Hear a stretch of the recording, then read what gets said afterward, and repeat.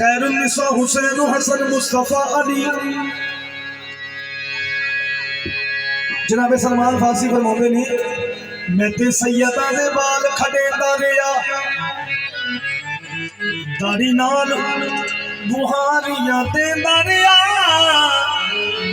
ते सारी जिंदगी दी हो मैं कमाई कीती है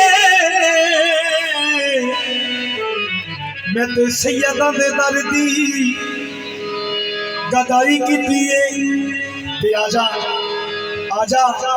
आले नबी औलादे अली सामने तशरीफ फरमाने आजा इको ही गल कह कर एहतराम सैयदा